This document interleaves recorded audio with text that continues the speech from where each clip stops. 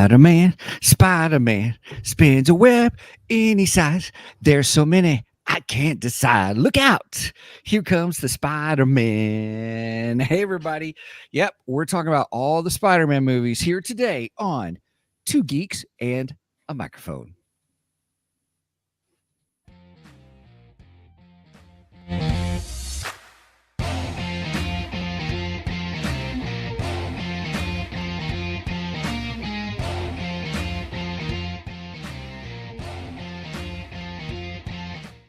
Hello there. So who talks first? You talk first? I talk first. Good morning, everybody. Hey, it is Mr. Steven Boster, me, your co-host here today on Two Geeks and Microphone, along with the one, the only, the most illustrious, the most coolly-ficaristic dude. I tried to put a whole words together there for you, everybody. Mr. Michael Shanks. Mike, say hey to everybody. Good morning to all you geeks out there in Geekdom Land. And then we also have, once again, back from the dead, Mr. Tharen, Too Cool Lowry. Tharen, say hey to everybody. Hey, listeners. Hey, visual people who likes to watch everything on the screen, in phones and tablets and all that stuff like that. I see you very well. I didn't know you died there. And then we also have the wonderific Miss Megan, who's sporting new hair color today. Megan, how are you? Say hey to everybody. Hello, I'm good. I was going to say, she got new hair? New hair color. I almost said new hair. Color. I want new hair. Well, you try hot pink next time and see how you like it. No, thank you. I did orange in my beard last October. I'm not, or not the October before last. I'm not doing that again. Yeah. Once was enough. You're supposed to use the spray on stuff, Mike, not the real dye. Oh, I bought some dye from Amazon. It worked out really well, and then it was hard to come out. And then eventually, Temu or Shein. No, I ain't buying that Chinese crap. All right. So everybody, just so you know, Megan is doing a new podcast along with our own show favorite, Angie, and they have two. How do you say it? I can't. Geek Girls. It's Geek Girls podcast. It's Geek Girls podcast. See, I wanted to put the two in front of it because I'm so used to putting two in front of geeks, but Geek Girls podcast kind of thing. So that's because they're a spinoff of our show. That's why you want to do that. That's probably so. They're a sister spinoff. Yeah. A sister podcast. Well, technically, in this case, it's a daughter one. Well, sure. Point taken. Right off. Oh, excuse me. Where'd that come from? I've already started drinking, everybody. Good morning. To make this day much more betterer. Much more better. Cheers. Well, hey, everybody. We are talking. Oh, what'd you say, Megan? I'm sorry. I was just say Steve and I sporting the energy drinks. That's right. I'm an energy drink guy. You got Rockstar. Megan's got Monster, though. Monster. I'm just drinking iced coffee. So good Right stuff. And I got a protein shake, so you know. There you go. Somebody has to be the fittest, the healthy, conscious one in this group. Right. Well, I'm glad one of us are. I need to start walking more. I can tell you that. Don't we all? Why walk when you can web-sling? No, Nicely done, Tharen. Everybody, Tharen gets a point today for bringing us back around, being the geek wrangler. Thank you so much, Tharen. Yes, sir. I don't know. I think I'd kill myself if I went swinging around on webs like Spider-Man does. I don't think I can do that. You just get the web assist like they do in Spider-Man on the PS5. Don't go full realistic mode. That's exactly how to do it. That's right. I'd be a little more like George of the Jungle and just slamming into things all over the place. That's good. For those that may not remember George of the Jungle, because we're old farts. George of the Jungle, strong as he can be. Look at Isn't that the ripoff of Tarzan? Yeah. Pretty much. Goofy version of Tarzan. The parody. I love George. Parody, good word, Megan.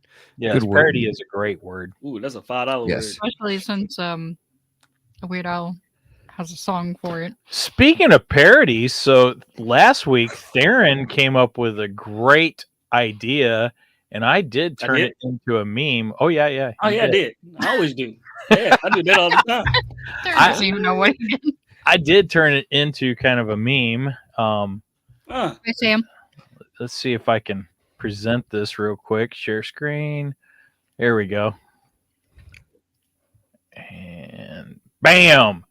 Everyone was kung fu fighting. Oh yeah, I did say that, didn't I? I saw Man, that. I love that. I would love to put it on a T-shirt, and Can we? I've been looking into it. I've been looking at the possibility. Kong kinda sorta is in public domain because it was a novel before the movie in 1933. However, Kong is coming up for public domain though. The movie one is. Mhm. But since it was in a novel, technically the character is already in public domain. Mhm. That's how there was another cartoon that was made of it that wasn't Warner Brothers, I believe. Another company was able to make it because it's technically in. So I think we might be able to get away with it. I might throw it up on a T-shirt and just see if we can do it. Of course, then I could get kicked off a fourth wall. Who knows? We'll see what happens. But do it the NTIF or whatever they call those things. One of those, just make it, a little bit different colors, texture, tone, and all that stuff like that, and sell it as like, one of them. Those. Well, I mean, technically, the ape is just an ape. It's not really Kong per se, but okay, it is what it is. So. All right. We do have one geeky news item, so I think we'll move into the geeky news and then we'll swing into Spider-Man. Sweet.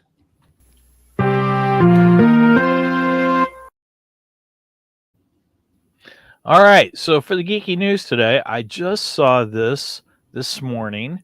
One of our former guests, Mr. John Jackson Miller, announced that he is releasing a book, and his book is none other than a sequel to the 1989 Batman entitled Batman Resurrection. Yes, John Jackson Miller has penned a Batman novel, and it will be coming out October 15th. It'll be available in hardcover, audio, and ebook format. I don't know who's reading the ebook. I don't know if John does those or not. And he says that it's set in the Burton films, and he chose to make a direct sequel novel to Batman 1989, meaning characters ranging from Vicky Vale and Alexander Knox to Max Schreck and Selena Kyle. So they putting back the original ones in there. Yes. Yeah, the original characters. Okay. So I think what he's saying is this could be like Batman, Batman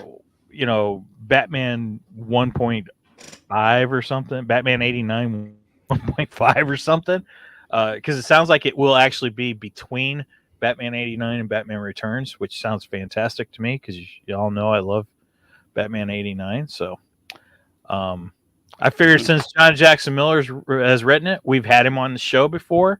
He also penned the Kenobi novel and several other. You think come back on the show? We can reach out to him and try. I don't know. Yeah. Do an episode. I would love to have him back on. Yeah, that'd be great. Yeah, do it as part of his media blitz. Yeah.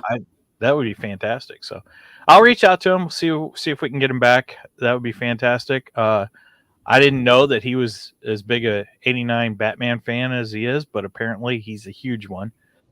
So, and to have somebody as talented as John is, I love his novel Kenobi. I think it's a fantastic novel, and I'm sure this Batman novel will be just as good. So, looking forward to it. Right on.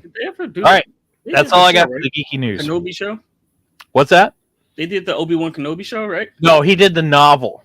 There was a novel that came out a long time before the show was ever released, and we kind of had him on to Well, I really wanted to talk to him about Kenobi, but we kind of talked about everything around Kenobi. Okay. Okay. Yeah. I But got it's you. all good. I mean, It was John's a good written a episode. lot of stuff. Yeah, he was a good guest. We had fun Yeah. with John. He's a nice guy. Yeah. So, all right, let's swing on into Spider-Man, shall we? Let's do it. Yes. It's time for the main event. All right, everybody. I'm going to lay some ground rules here just because Mike showed us before the show all of his notes, and it's overwhelmingly awesome. Just saying. Holy cow. So we've got a lot to cover. And so, Mike, how would you like to approach this journey into the Spider-Man cornucopia of movies? Well, let's start with why we're doing this. So, the Mhm. reason we picked Spider-Man for the topic this week is Spider-Man returns to the theaters Monday, April 15th, this coming Monday. For those of you listening to the podcast, you will be hearing it on the day that Spider-Man is re-released in the theaters. They are going to re-release all 8 live-action films. So that includes Oh, the 3 okay. Tobey Maguires, the 2 Andrew Garfields, and the 3 Tom Holland films. Mhm. So, and then our Wait a minute. theater. Did you say the two Tobey Maguire ones? No, Yeah. there's 3. Well, No, I said, do we recognize the third one? well, they are. They are recognizing the third one. Sorry, I'm not a I couldn't huge help fan. myself. That's probably my least favorite of I the know- Spider-Man. I know films. it is. That's why I threw that in there. Go for it. I'm I- sorry, I interrupted though. Keep going. Anyway, and our theater, which happens to be Marcus Theater in our area, is releasing a Spider-Man movie pass for $30. You can see all 8 films. Granted, I think you have to go on Monday Wow. night. No, you did it wrong. It's wow. Oh, wait a minute. Better yet. Here we go. Wow. Wow. So yeah, so we figured in honor of the Spider-Man films, we were going to discuss Spider-Man today, and we all happen to be Spider-Man fans. Mhm. I Yep. know Tharen is a huge Spider-Man fan, along with myself. I would count Spider-Man as one of my top 3 favorite Marvel characters of all time. When I was ones- a kid, it was Spider-Man was one of the comics I collected as a kid. Yes. And I collected the Todd McFarlane run when Todd took over his own Spider-Man title, which was fantastic. I mean, Nice. you cannot top Todd McFarlane's artwork. It's just beautiful. It's Yeah. and I remember when they would hire him in to do 1 or 2 shots, for the regular Spider-Man series. And I always heard stories that artists hated following Todd McFarlane because he'd put so much detail in just the webbing alone. Mhm. And they're like, I'm not doing all that crap. Right. His webbing was one of the signature designs for Spider-Man. Yep. It's always the rope style, which actually gives it more features versus just the web. This dude that part Right. actually gives them more of a grip to see actually like a Well, he put in so much depth into it, and Yeah. he's just making it insane. But Todd McFarlane's known for doing that. I mean, look at every time he does Batman, and he does the crazy, insane, huge capes and stuff that no human being would actually ever be able to wear. or Venom. Right. The way he designed Venom and the way he designed Spine, phenomenal. Oh And yeah. I was watching some of his live and how he was doing some of the stuff with Joker too. Oh man, that dude, talented man. McFarlane's one of my favorites. I can't rave enough. Well, anyway, so we'll jump into Spider-Man. So the first 3 Spider-Man films are the Tobey Maguire Spider-Man films, and those were all directed by Sam Raimi. Most people know Sam Raimi from the what is it? Oh gosh, the character with the chainsaw as his hand. I know if our Army of friend, Darkness. what? Army of Yes, Darkness. Army of Darkness. He's known for Army of Darkness, and he's known for mostly horror, is what he's With known Bruce for. Campbell. Mhm. Right. And Bruce Yeah. Campbell was the star of those. Well, Right. Which I Bruce think that Campbell. was the joke in the. Wasn't that some of the joke in the Doctor Strange movie with the Yes. whole hand hitting him and stuff? Yes, exactly. Okay. That Hand, was, the eye in the water type Mhm. ordeal. Yeah. yep. Okay. Well, he has a cameo in each of the Tobey Maguire Spider-Mans too. And I got to say, That's right. yes. I rewatched most of the Spider-Man movies this week. And so you see Bruce Campbell in Spider-Man. He's the ring announcer when Spider-Man goes into the ring against none other than Macho Man Randy Savage, who in the movie he's known as Bonesaw, Mhm. which is just a phenomenal role. I love that. But he's the ring announcer, so Spider-Man's getting ready to come out, and he's got his homemade costume on and everything, and he goes, "What's your name, kid?" "I'm the Human Spider." "That sucks." And then he comes out and he coins Spider-Man, the amazing, or no, he called him the Incredible Spider-Man, because I even commented, "Hey, wait a minute, that's the wrong character. That's the Hulk, not Spider-Man." But I don't know if they knew. Maybe they knew Amazing Spider-Man. They were holding that for something, and they didn't want to call him that in the movie. I don't know. Maybe. Who That's a knows? good thought. Yeah. So I bet you they did. So you had him as the ring announcer, and I absolutely love that scene when he gets into the ring with Macho Man, and then they announce that they're going to do the cage, and they bring the cage down on him, and he's like, "Wait a minute, I didn't sign up for a cage match." And the funny thing is, I was watching it with Brenda, and she goes, "Wait a minute, how come Peter Parker's the only one that gets a cage? All these other guys that came in," I go, "Because he needs a cage to stick to. Otherwise, he has nothing to stick to." Yeah. It's all for story. that's Yeah, the only reason they put a cage in there. And then you see him call. up at the top of the cage, and he's like, "Hey, come down here. I got you for 3 minutes." And, and Spider-Man looks at him and says, that's a cute outfit. Did your husband make it for you?" Yeah. It's one of my favorite lines in the movie. But so yeah, he's the ring announcer in 1. He's the snooty usher in In 2. in 2. That's right. So in 2, MJ she has the part in the play, and Peter's trying to make it to the play, and of course he gets sidetracked by something that happens, and he has to take care of the crime issue, and then he's late for the play, and the usher won't let him in because there's a sign on the door that says once play has begun, no one would be allowed in or out of the. And he had his ticket and everything. Yep. Right, and he's making a big deal of it. Shh, shh, shh. He won't even let him talk or nothing, So he's the snooty usher in 2.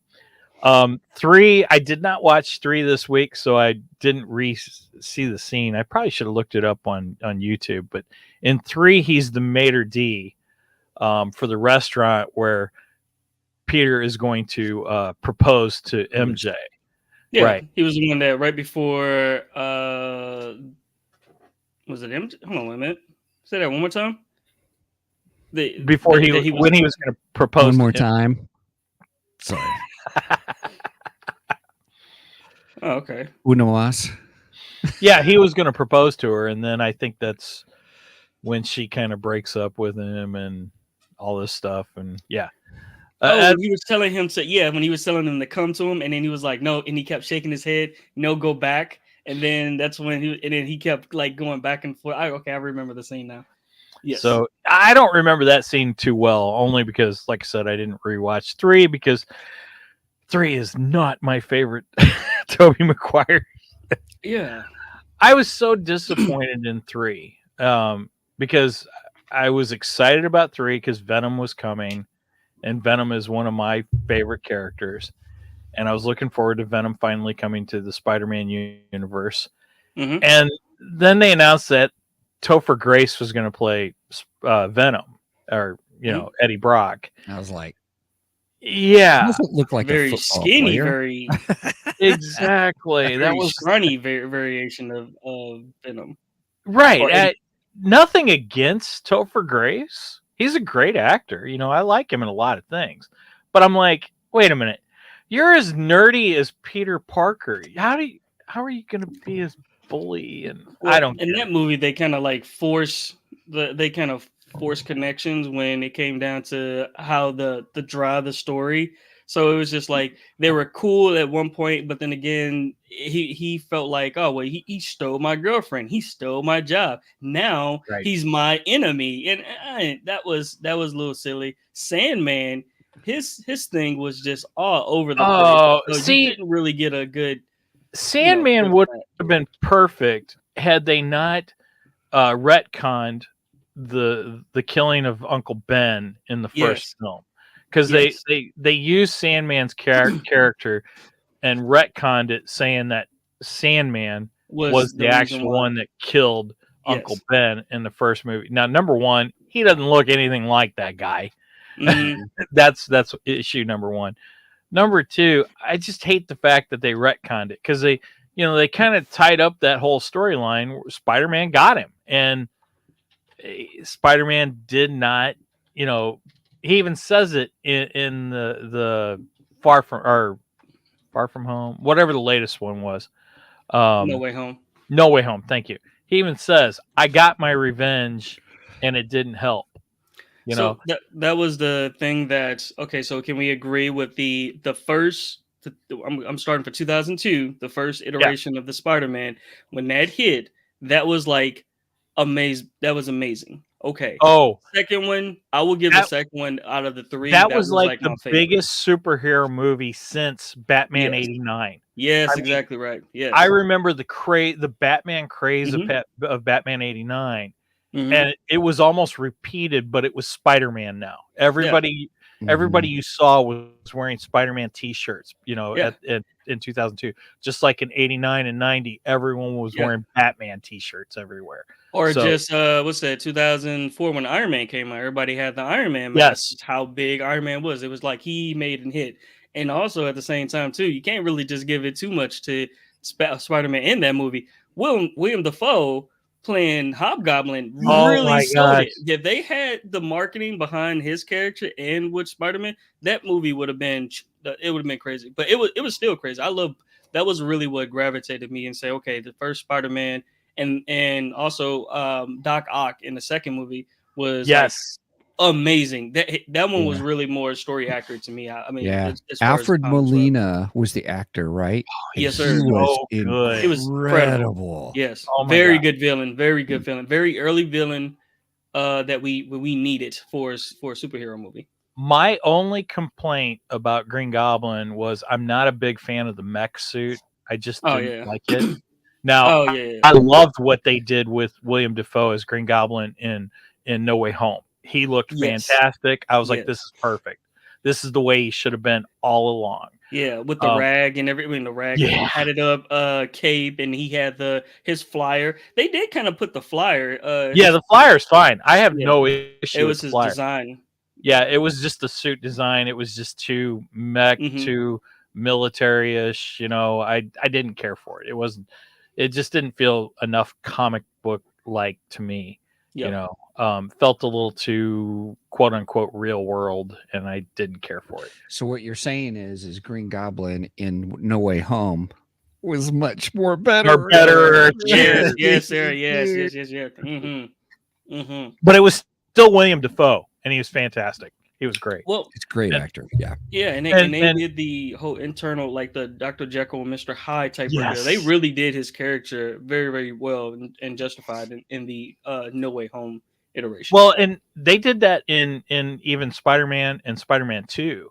Yeah, he was talking to himself in the mirror. And he kept changing his face. That was one of the most amazing scenes. William Dafoe would be looking straight face, and then they did that mirror scene where he was like real, evil looking. I was like, hey, that's really good. That sucked me into the movies. I really enjoyed that part. He's such a great actor for villains. Exactly. Plus, Spider-Man, the Tobey Maguire ones, Okay. the casting is just amazing. I mean, Well, William yeah, that's Dafoe true.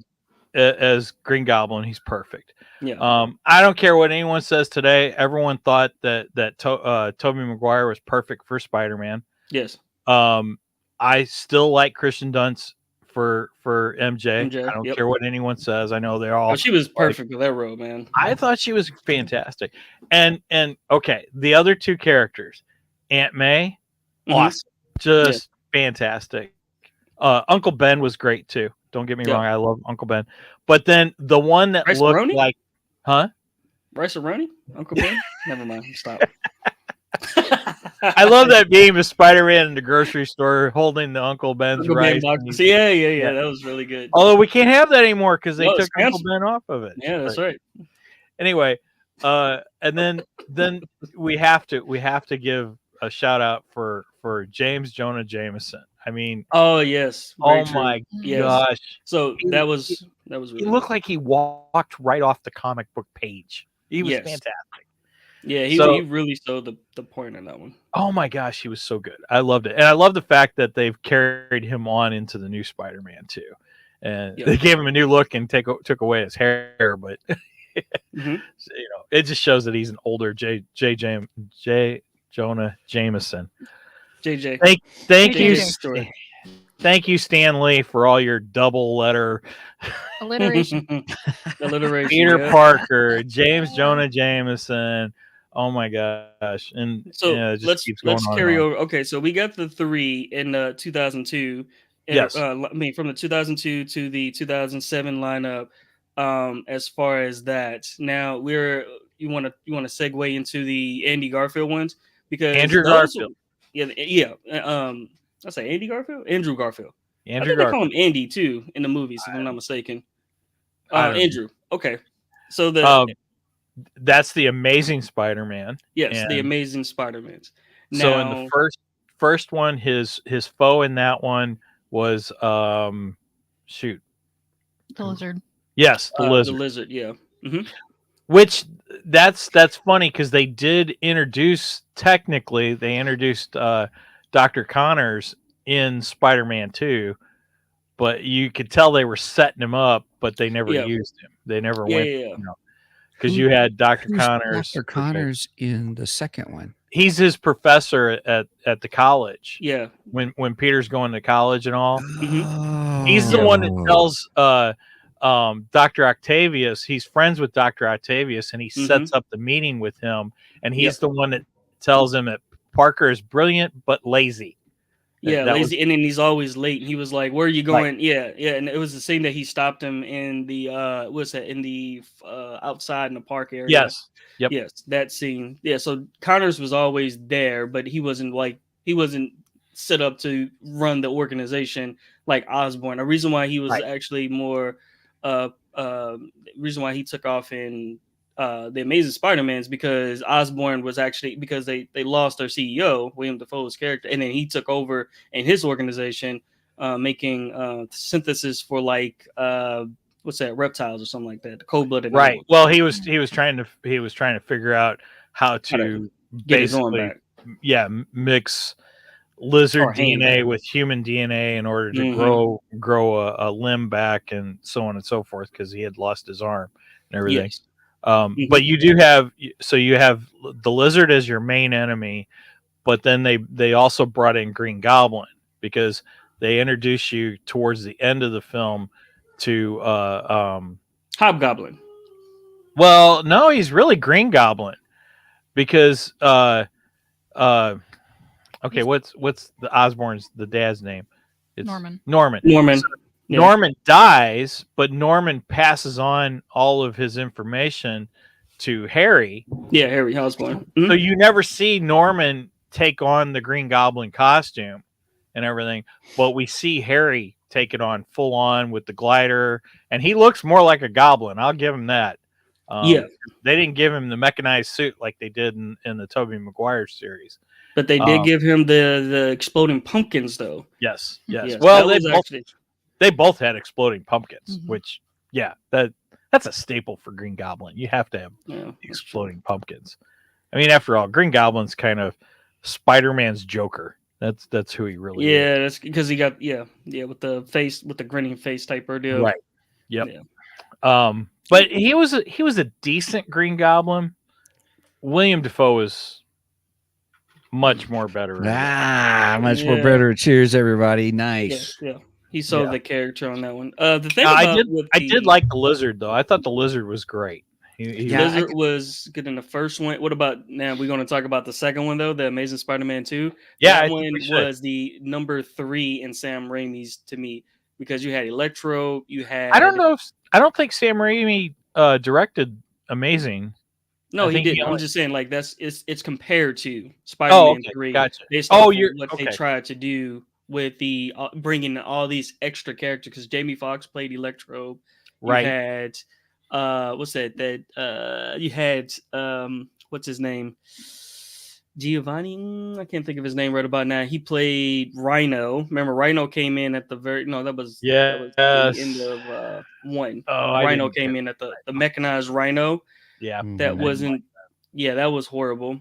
But you have way too many characters that didn't really fit the role as far as like they try to sell it too hard in the Amazing Spider-Man 2. The Rhino really doesn't come in until the end of the film, the very end. And actually, I do love the scene where he shows up because that scene's fantastic because Spider-Man has disappeared.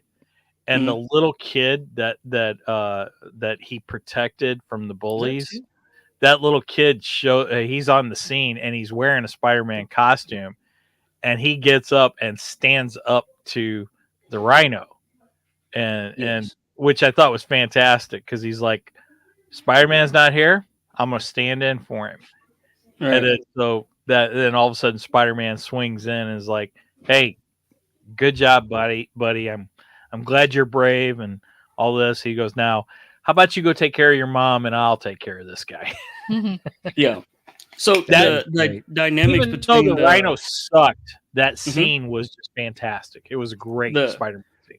So the thing with I can say that the first Amazing Spider-Man with the Andrew Garfield one, that one, not my favorite, but it is like really top 2 right there, top 2 or top 3.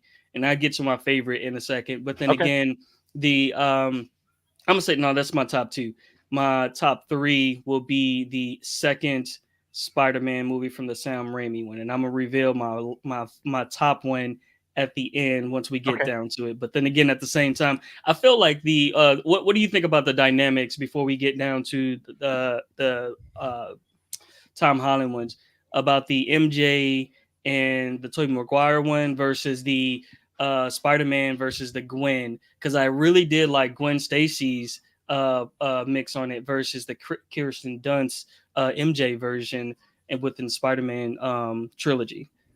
Well, now you had a different feel in their relationships for sure. With the MJ and the Tobey Maguire, you had this on-off, thing going on, which I know a lot of people really don't like. They complain about it, and they all blame MJ for it. And it's like, and I rewatched one and 2. They always blame him. Well, and I'm like, it's not MJ's fault. It's Peter's fault because he's the one who's being overprotective, and he's like, I can't get into a relationship with her. Oh wait, I want to be in a relationship with her. Oh wait, I don't want to be in a relationship with her. Yeah. So she goes off with what's his face? James Jonah Jameson's son. The astronaut. Right. You can't blame her for that, and I don't get where everyone bitches about where's the beat button about her, and I'm like, it's not her, it's him. He's the problem here, not her. So and that's what it's a total different dynamic. With Gwen, he Spider-Man gets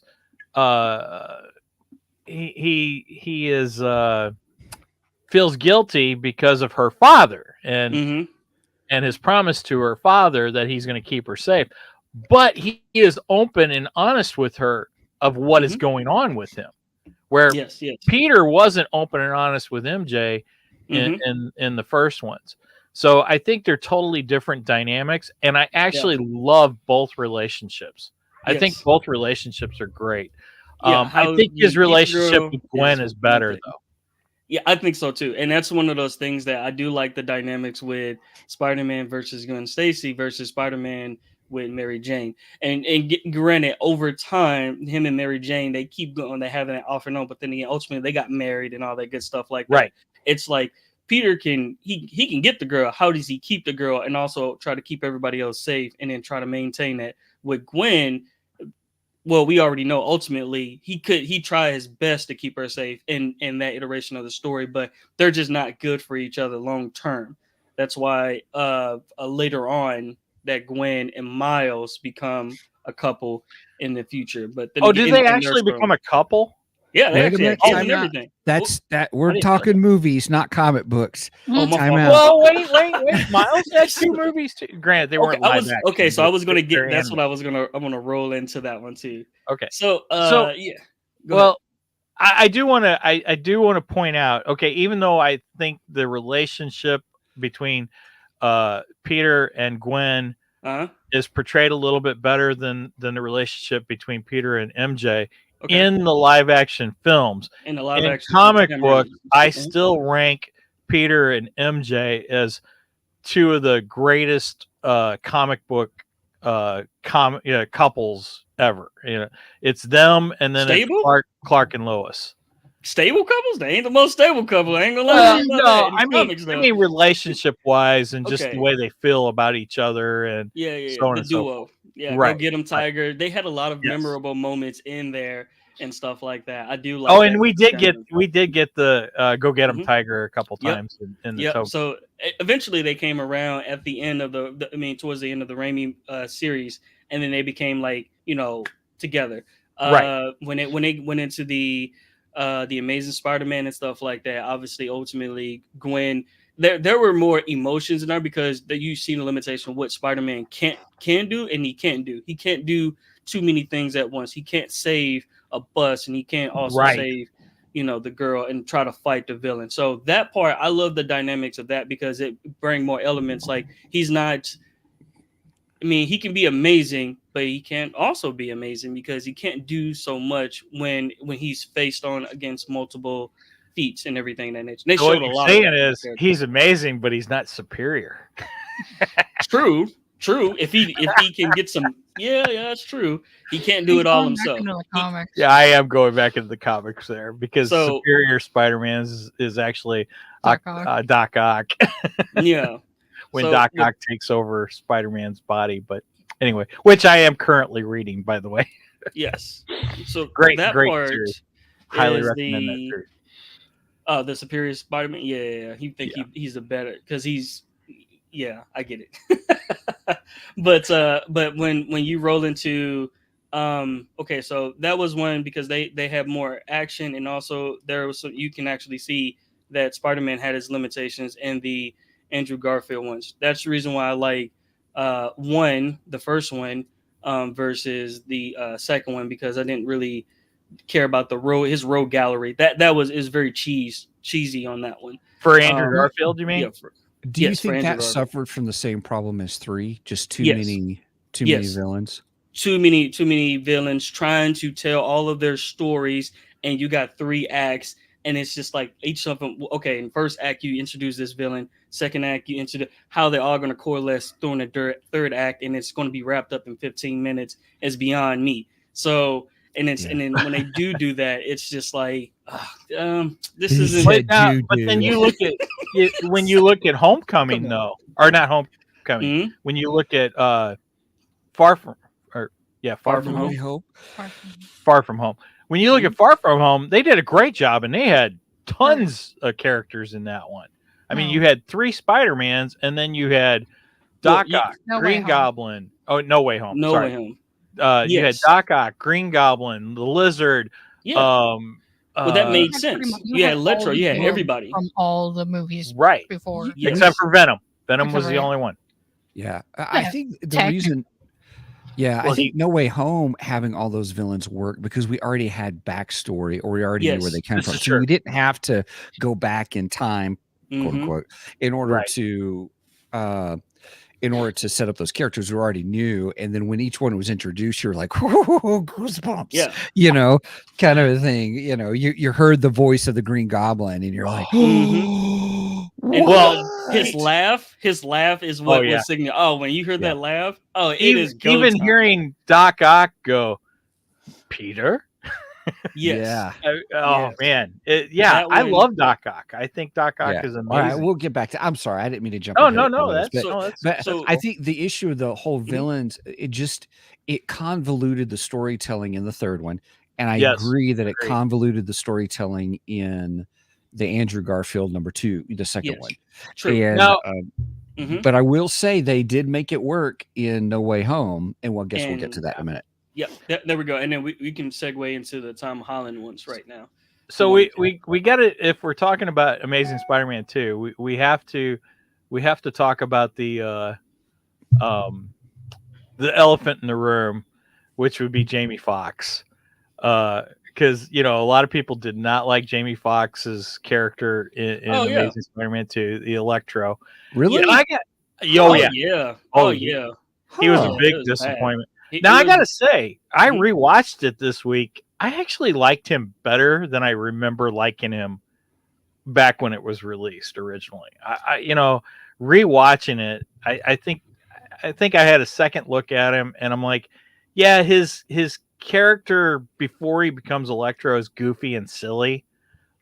He's Just just like the kind of Riddler. weird, huh? It's just like the Riddler. It's like the Val Kilmer version of Batman. How Jim Carrey became the Riddler. He did the exact same thing. He was like really infatuated with his. With You know what? I think I like Jamie Foxx's Electro better than Jim Carrey's Riddler.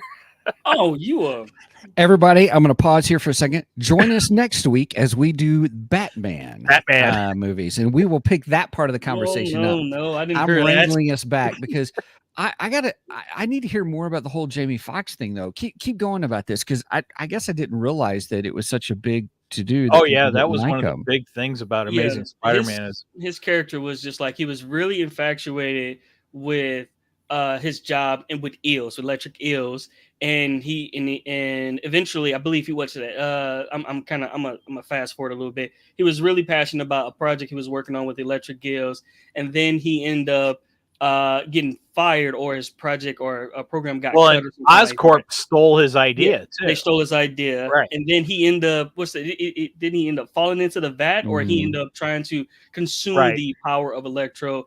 And then he became more of a. That's when he became more evil-esque and villainous after the fact. But he was targeting his anger towards the wrong person. I think what really turned him over is the scene where he's attacking the city, and Spider-Man shows up, and Spider-Man doesn't know who he is. Yeah, and I think that's what really turns him, because before he was all about Spider-Man. He loves Spider-Man. He imagined Spider-Man being in his birthday and all that stuff, which was over the top and goofy. Agreed. I liked the aspect of his character that was the timid, the shy, transforming into the villain. But I agree that Jamie Foxx did that a goofy, almost irreverent way to people who are like that, if that makes sense. People who are timid and shy and get infatuated with things and stuff. He did overact that.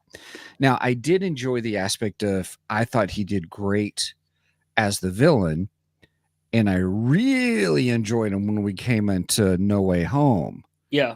Yes. But No Way Home. No Way Home. He even looked a little bit more like Electro. It was definitely more Electro. Yeah, it's definitely more Electro in that version versus him just being like Mr. Dr. Manhattan is when he was in. That was the one. No. He had clothes on. Dr. Manhattan doesn't wear anything. He wore a little bib or a little, maple leaf or whatever. Not in the movie. Not in the movie. And if you saw it in 3D, then that junk was hanging down in your popcorn. All right, Mike. I don't want to bring up. That's wild, bruh. Just saying. You're wild with the visuals. All right, that's crazy. Anyway, yeah. So I actually like Jamie Foxx better this time. Rewatching Spider-Man, Amazing Spider-Man 2 this time, I thought it was a little bit better. But yes, he is much more better. shares in No Way Home. Okay. And let's roll into No Way Home then, if that's the case. Well, let's roll into the Tom Holland versions. Right. now. So Tom Holland, we have Homecoming, Yeah. we have Far From Home, Mhm. and then we have No Way Home. Homecoming is kind of where all the Spider-Man characters are being introduced, because Spider-Man actually gets introduced in Civil Captain War. America: Civil War. So Mhm. technically, you could almost count Civil War as 0.5 Spider-Man.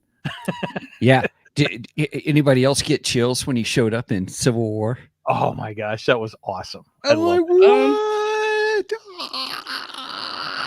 I love Civil War. That's my favorite Marvel movie. Just about is Civil War. War is great. Yeah. Civil War. Civil War was- Team- Of the Team Avengers style, Mhm. you know, Team kind of Cap. things. Team Cap. Yeah, the Kevin I've Team Feige Cap. and Amy Pascal's version of the Spider-Mans with the Tom Hollands. So Now, they directed them. I like Tom Holland. I think he's a great Spider-Man. Mhm. There are some aspects to his era that I'm not huge on. Really? Yes, I mean, color me intrigued. I don't really care for MJ that much. I mean, I like her better once we get to No Way Home. Mhm. But like Homecoming, I can't stand her. I don't like her at all in Homecoming. She's Okay. annoying. I don't like her activism. Well, she's a teenager, Mike. They like in high school.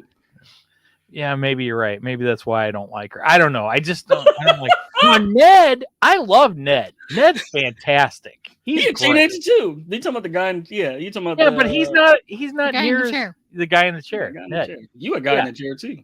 I could be Y'all your guy in the people in chair. chairs. You know, everybody has a guy in the chair. I could be your guy in the chair. That's Steven. Well, right now we're all, well, not all of us guys in the chair. We also have one girl in the chair. So Okay. anyway, I've been referred to as the guy in the chair because you equate him to Tito. This is That's true. right. You equate Megan me is to the guy in Tito. the chair because she does the commentary. What did they call it? The thing where you got to monitor the comment section. Speaking of that, did you get rid of the spam? Yes. Thank you. Good. It doesn't show up on stream. See, that's what I'm talking about. Well, that's what she's there for, to get rid of our spam, which we haven't had a lot of, but today we just did. Yeah. Anyway, All right. So yeah, Homecoming. Homecoming. You said okay, so the characters right off the cuff, you don't really care for that iteration of MJ. I don't care for her in Homecoming, but I do grow to like her much more better. Cheers. Ooh, I'm gonna run out of my drink, man. Man, I'm getting caffeinated today. Holy moly. I by the end of it, I like her a lot better. But in the beginning, I don't like her at all. I just don't. I'm like, yeah, I prefer MJ and I prefer Gwen over her. Yeah, because they're adults at that particular point. She's a teenager, so and she has a very nonchalant type personality. I get it, but Tom Holland, he has more of the Spider-Man personality that I love, where he's trying to fit in, he's trying to find his way. He got naive kid. Yeah, yes, he's the naive kid, and that's exactly what it is. And I love the progression of how he started when he was in Homecoming versus when he ended up in No Way Home, including his cut-ins for the Civil War.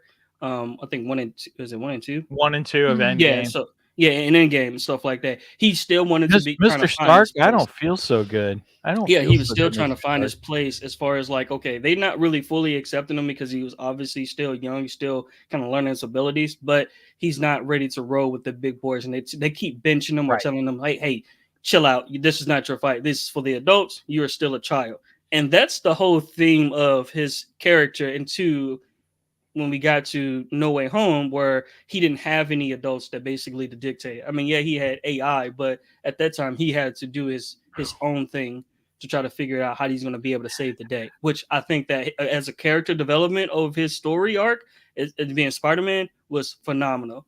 Oh, I have no complaints about Tom Holland. I think Tom Holland's a phenomenal Spider-Man. personally, I like all three. I am a fan of all three actors. I think they portray Spider-Man great. They just do it in different ways. Yes. Tobey Maguire was fantastic because he was the first. Well, technically, he wasn't the first live action Spider-Man because there was like Spider-Man on Electric Company and all that stuff years and years ago. Years ago in '78, right? Yeah, but he's the first one we got a full-on movie from. And I think he set the role really well there. Did a great job. Then Andrew Garfield, we get a little bit darker Spider-Man. You know, he's kind of broken and hurt and angry, and I like that side of Spider-Man too. And then, like you said, with Tom Holland, we get the more naive teenage angst and just awkward. And so I think all three of them bring out different aspects of the character. That was a good rundown. That was good. As far as that, of which my favorite one is, my top one is No Way Home, because it brings into the fold all three of them, just like what you just said. And you get to see all of the scenes that made them the Spider-Mans that I really do enjoy. You get to see, Tobey Maguire doing his thing. You get to trying to help out Norman Osborn, trying to bring him back into the fold, trying to basically try to undo the damage he did to himself. You got Tobey Maguire, who saved the girl. Man, I'm telling you right now, that scene there was amazing. It vindicated a lot of their characters and what they were trying to do, and I feel like it was the best homage to all of the movies that they put out. You're referring to when Andrew Garfield saves Garfield's Spider-Man saves MJ. Not MJ, Gwen.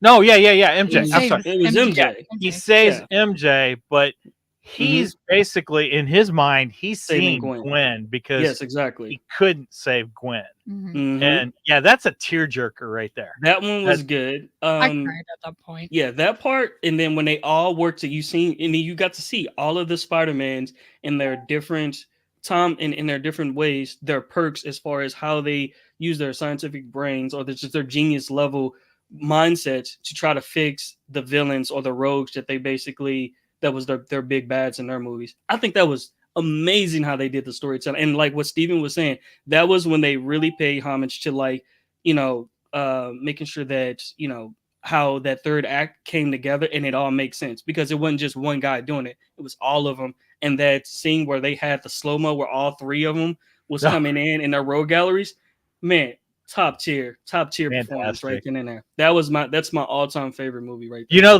They edited the promo for that because they didn't want you to see the Green Goblin in it. So I saw it. They took the Green Goblin out of that, and I think they took they had Lizard in there. They might have taken Doc Ock out of it also or something. Because they didn't want you to know all the villains that were going to show up. They saved that as a surprise. That was great marketing too. Good. Yeah, it was great marketing. Good job. They also hid the fact that all three were going to be in it. Yeah, because we had no idea that all of the villains were going to show up. All the villains, all the Spider-Mans. That was definitely a good segue into the Spider-Verse. That was a good segue into that movie, because then you had other Spider-Mans that they could actually start talking about.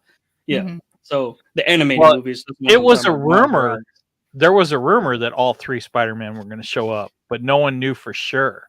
And then I just remember being in the theater, and when Andrew Garfield showed up, everybody cheered. And then Tobey Maguire showed up, and it was an even bigger cheer.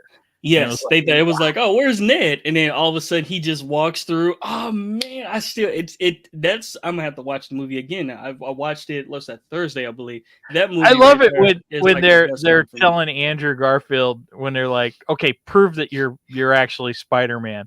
Yeah. And he's hanging from the ceiling already. He's got one arm. Right. Yeah, because he's like the tallest one. MJ's like, now crawl around. And I'm like, really? That's not enough for you? I mean, can you stick to the ceiling like that? Yeah. That was pretty fun. I like that was my top tier. No Way Home was my top tier. That's my favorite Spider-Man. Now moving on into the. And Oh, go ahead. hold on. One more favorite moment from that movie is when they're getting ready to leave, and Andrew Garfield looks at Tobey Maguire and goes, "Are you actually going to suit up, or are you just going to look like this cool youth pastor?" Yes. I thought that, and then when what's that? When Tobey Maguire was talking about, he was complaining that his back hurt because obviously throughout the movies of Spider-Man, he had back, I think he had back surgery or whatnot because of just being on those harnesses and trying to do all those flips and everything. I think you're right. Yeah, it caused an issue with his back. That's why he didn't really want to continue going on with the Spider-Man trilogy and everything. Plus, after the fact, he did 3, and everybody was talking about he was doing the emo Spider-Man when he came out, and I don't care what nobody said. That was one of my favorite scenes throughout that movie. When he came out the store and he did his dance and everything. I still play it. It's like one of the most mean scenes in history. It was amazing. Yeah, the black suit Spider-Man. Yeah, made him all emo and everything. He started dancing. He was cool, man. That was dope. He had some rhythm. He had some rhythm and I disagree. That was dope. It was nice. He's still white Spider-Man. He can't dance. She's trying to say white people can't dance. That's right.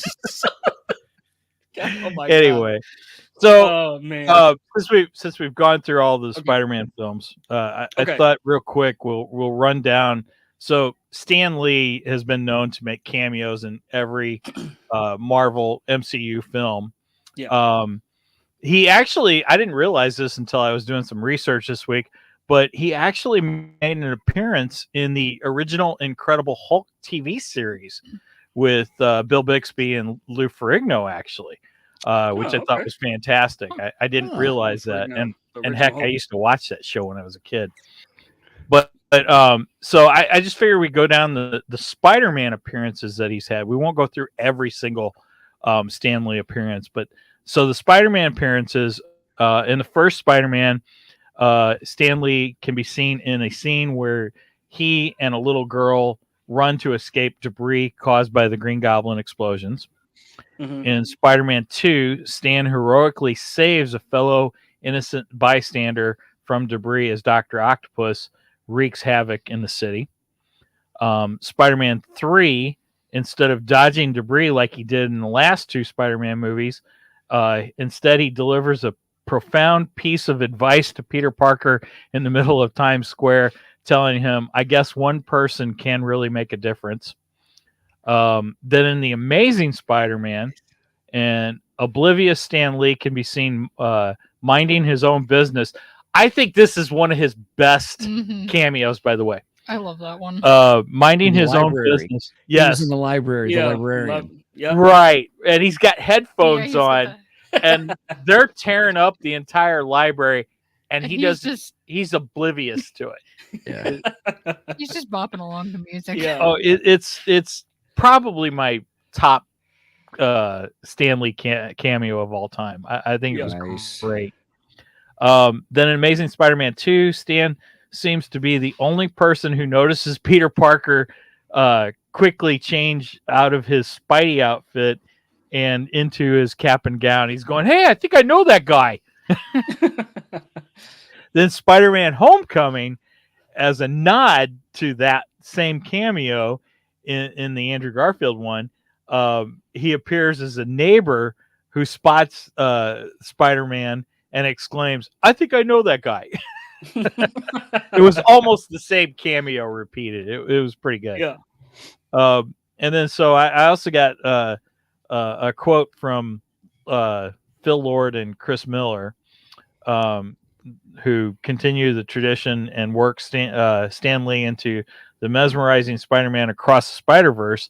The short answer is no, but when Phil Lord and Chris Miller appeared on Cinema Blend Reel to talk about the Across the Spider-Verse, Lord elaborated on why they decided to leave Stan out of the movie, explaining, we made a choice that it felt a bit macabre, and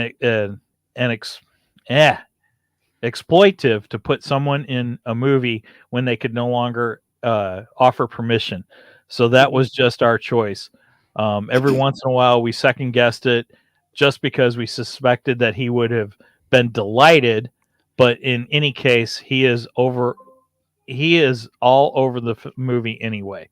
So that was just some comments that Phil Lord and Chris Miller made about the fact that they didn't have him in Across the Spider-Verse.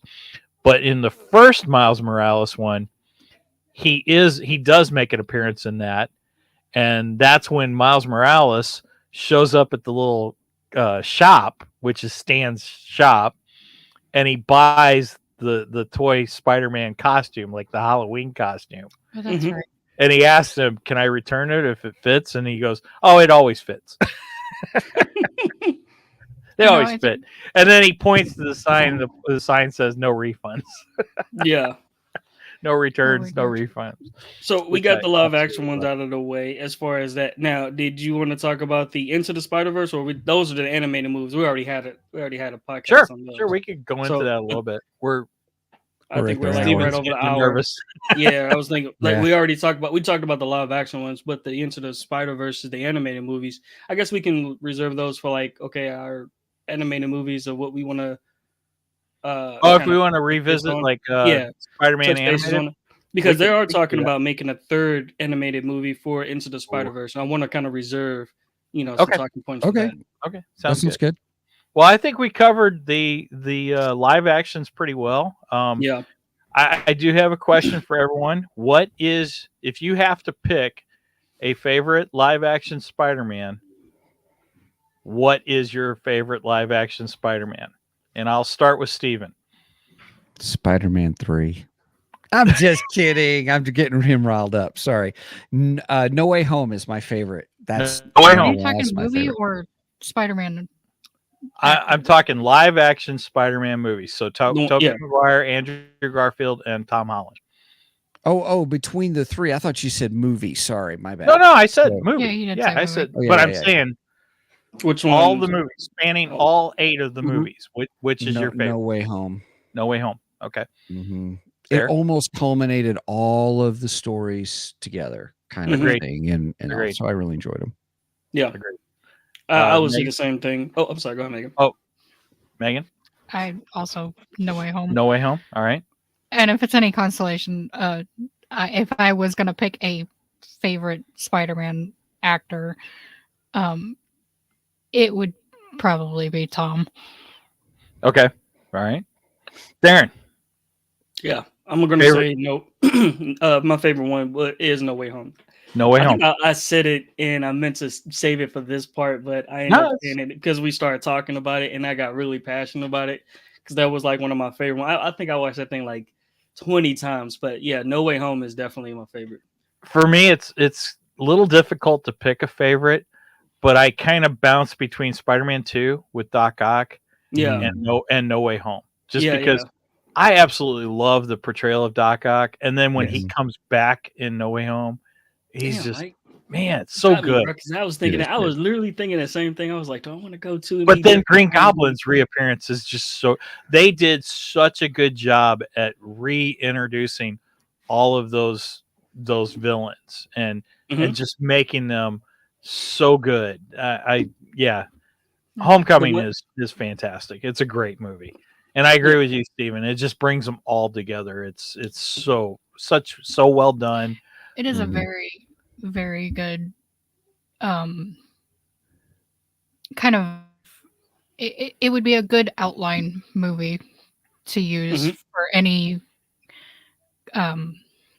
collaborations of different versions. If you will. It may have opened the door for Spider-Man 4 with Tobey Maguire, Amazing Spider-Man 3 with Andrew Garfield. There's talk that we may actually get those movies, and I am looking so forward to getting both of them if that happens. Wasn't the original plans for the third Andrew Garfield supposed to be the Sinister Six? Well, it looked like they were pointing to that in Amazing Spider-Man 2 because you can see the lab in Oscorp, and you actually see the octopus, the tentacles. You see the vulture's wings. Oh Well, yeah. we didn't even talk about Michael Keaton, by the way. Oh, Michael Keaton is the Mitchie. vulture. That's his name. He That's played great. the. Oh he my played gosh, Rhino. he's so good. He is so good. Mhm. And then when he figures out who Spider-Man is, oh, Yep, you're right. I love it. And he's the dating his spin-off was daughter. Wah, wah. Yeah, Yeah, the third film was supposed to be about Amazing Spider-Man and Sinister Six. That's true. it would have been cool. I would have loved to seen that. I don't think they're going to go that direction if anymore. If they do Amazing Spider-Man 3, I think they're going to pull it into Venom is what we may get, because they've already led to Venom getting pulled into one of these films. We may see a Venom in Tom Holland's. I think we're going to. Well, I think we have to, because you see a part of the black, the symbiote is still there. So at the end of both movies, you had an appearance of Tom Hardy as Venom and Eddie Brock, and he's sitting in the Mexican bar, and when he gets flipped out of there or whatever, a piece of the symbiote is on the bar still, and I think that's going to lead to Tom Holland getting the symbiote suit in Secret Wars, is what I think they're heading towards. Which Secret means Wars? Oh yeah, that's right. Yeah, that's the Secret one Wars with, is coming up. Yeah, and I forgot the. If you have the symbiote going to Tom Holland, eventually Tom Holland gets a Venom. So we eventually will get a Venom in the Tom Holland series. Oh, speaking of that, there was an April Fool's thing that came across Facebook that almost got me, saying that they had fired Tom Holland and that they were going to bring in the girl from Madam Web instead of Tom Holland to play Spider. Get the heck out of here, man! Oh my goodness, no! Almost got me. Madam I was Web? like, what? What's Madam Web? Yeah, that's what everyone else is saying. Right. Nobody went and seen that movie. Oh my goodness! No one went. That's why we're getting all the 8 Spider-Man films back in the movie theaters, because Madam Web did so badly. Sony said, "Oh crap, we got to do something to recap all our money." Hey, wait a minute. We'll just put all these back in the theater. I feel like they also pulled a Disney move with that movie. What do you mean? They didn't market it. Well, yeah, it just kind of came out of nowhere, and then I didn't see anything that was like that gravitated me to go see it. Anything leading up to it. Yeah. They did better job with like the Marvels. That's for another day. That's for another day. Okay. All right. So, one last question: favorite Spider-Man suit? Oh, Andrew Garfield for me. Andrew Garfield. Okay. Yeah, really? Yeah. Over Tom Holland. Yeah. I don't know if I really have a favorite. I don't think I've ever really thought about it, which was my favorite. It's just those Spider-Man suits. Yeah, like all of them have their unique designs to it. Yeah, Tom Holland has a. Yeah, I don't. If you push me to, Tom has a couple of different ones. He does. The Iron Spider one's my favorite. I love the Iron Spider. The Iron Spider is pretty cool. Spider. Oh, mine's between Andrew and the Iron Spider. Because I love how he has the spider legs. Oh yeah. With the Iron Spider. And I love it when he shows up, when Doc Ock shows up, and then he puts out the spider legs, and Doc Ock goes, "Oh, we got some competition."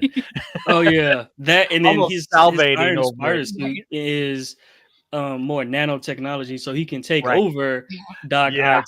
I thought that was amazing. That was. I was like, that was amazing. Good one. Cheers to that. Yes. It was amazing. That's also a reason why I like the Iron Spider suit, because it kind of reminds me of Big Hero 6 with the nanotechnology. Yeah. And I think my favorite is either the Tobey Maguire one or the Tom Holland at the very end of No Way Home, when he makes his own suit, and it looks a lot more like just classic comic book Spider-Man. You Yeah. know, Oh, yeah. the really bright blue and red and Mhm. just oh man, I love that. I love that look. It's a great look. Yeah. And I love the tech, but I prefer Spider-Man. I prefer my Spider-Man to be a little more low tech than that. And I know the Besides tech, his web shooters. right? Besides his web shooters, actually, Mm. I prefer my Spider-Man and have web shooters than Tobey Maguire's. You know, although it made for a great Organic. scene. Yeah, Yeah, it organic made for a shooters from his wrist. fantastic scene in Yeah. No Way Home. I always like when they say, "Can you shoot him from your butt?" He was just like, "No, Right. it doesn't work that way." Well, it's always been everyone's question. So, yeah. you know, Wait a minute. I'm gonna take a step back. I'm probably gonna read. This is gonna sound silly, but I'm gonna retract it, and I'm doing this because I'm views and listeners. I'm gonna go with one of my favorite ones was the very first Spider-Man. His one when he was in the ring with Randy Savage. Boom.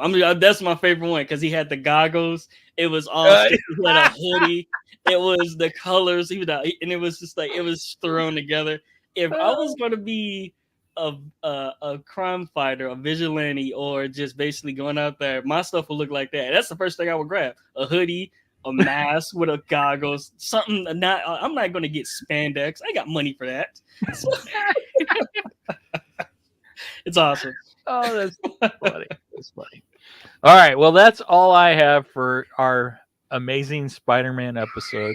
And I do believe this was an amazing episode. I Yeah. really enjoyed going back through all the Spider-Man films. It's a fun little trip down memory lane, and I love each one of the actors who've portrayed him. I think they've all done a fantastic job as Spider-Man. Yeah. Yes. Yep. Yes. Agreed. All All right, everybody. Well, hey, thanks for joining us. Make sure you check us out at www.2geeksmic.com. That's the number 2, GEEKSMIC.com, where you'll find all things Two Geeks. Also, if you would, from there, you can actually go to our Ko-fi page, ko-fi.com/2, the number 2 geeks. There you can help support us. We have a $1 tier, $2 tier, and $3 tier, and that just helps us pay for the stuff to do the show. We really appreciate your help. Or you can even check out our merchandise at www.2geeksmikemerch.com, which we're looking at getting some other new shirts in, which I'm pretty excited about. And if you want to reach out to us, the best way to do so is through our email at show@2geeksmike.com. Mike does a great job of keeping tabs on that email because I know if I email it, he emails me right back. I'm more apt to answer that email than I am my own personal email. Yeah, it's pretty funny. So anyway, so that's the dealioso, everybody. Anything else? If you've made it this far, please make sure and go and like and subscribe both on Facebook and on YouTube. Facebook, I try to post a lot of memes, some funny stuff, and share any information about upcoming episodes of the show. Make sure and give us give the little bell a tickle and subscribe on YouTube so you get notified every time we go live. And speaking of going live, we go live every Saturday morning at 9 a.m. Central Standard Time. You do the math because I don't like math. And we are also live on Facebook, Twitch, and X, by the way. All of those platforms were there. What, Megan? Twitter. It's not Twitter anymore. It's X. Nobody cares. Yeah, okay. Anyway, make sure and follow us on any one of those platforms and you will get notified of when we go live. And I think that's all I got. Anyone else got any closing remarks other than how much we all love the Spider-Man films? Yay. Okay. With that said, Swing over it and out. out. And remember, with great Power. power comes great responsibility. Come on, man. responsibility. Come on. See Can't ya. even get your own tagline right. With great power comes great responsibility. Unless you're Darth Vader.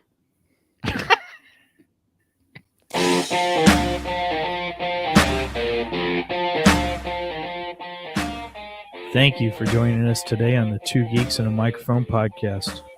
Tune in next week when we will have more news and reviews. Until then, May the force be with you.